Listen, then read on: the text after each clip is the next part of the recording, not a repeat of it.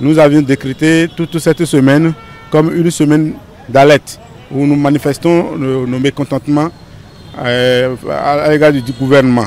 Nous avions dénommé cette manifestation école en alerte, juste pour notifier à l'autorité que nous qui sommes aspirants, nous sommes mécontents. Et en quoi cela consiste? Il suffit juste que chaque aspirant, où qu'il soit, au Bénin, qu'il soit du primaire ou de la maternelle, se trouve un bandeau rouge qu'il peut nouer au front, au bras comme au poignet. Les dames enfoncent d'ailleurs même leur foulard, ou carrément se vêtir en rouge et aller en classe pour aller dispenser le savoir. Nous ne sommes pas encore à l'étape de cessation d'activité pédagogique. Et vous n'êtes pas resté sans savoir que nous avions un contrat de 9 mois. Et donc nous sommes utilisés pour 9 mois et après 9 mois nous sommes déposés pour être récupérés 9 autres mois.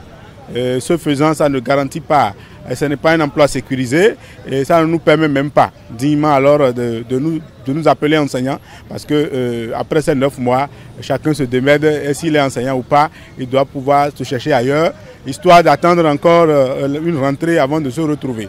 L'autre chose qui déborde, qui gêne un peu, surtout au niveau du secondaire, c'est par rapport au quota horaire. C'est par rapport au quota horaire actuellement en vigueur, c'est 26 heures, 28 heures, 30 heures par endroit. Mais le ministre a fait tout pour qu'il n'y ait pas de 30 heures, mais les 28 heures et 26 heures, encore, comment on appelle, équivalent même déjà aux 30 heures parce que ça fait le même nombre de classes. Et la dernière goutte qui a débordé le vase, c'est de lire dans le contrat que ça prend effet le 20 septembre et que ça finit le 1er juillet. Et avec ça, on nous mentionne dans le même contrat que ça fait 9 mois. Mais quand nous décomptons au bout des doigts, du 20 septembre au 1er juillet, ça fait 9 mois, 2 semaines. Qu'est-ce qu'ils veulent nous dire par là? Que nous ne savons pas lire, nous ne pourrons pas voir ça, ou bien c'est qu'ils veulent que nous travaillions gratuitement pour les 2 semaines, alors que nous venons des vacances sans rien percevoir, sans prime de rentrée, sans aucune mesure d'accompagnement.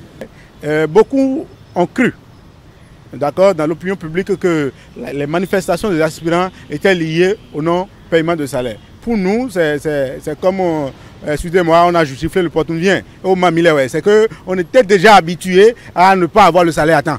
Et donc, ce n'était pas une raison pour nous d'aller en mouvement. Ce n'est pas ça. Mais quand même, l'autorité, je crois le ministre de l'enseignement secondaire, s'est assuré que le salaire est déjà positionné avant même de nous recevoir hier.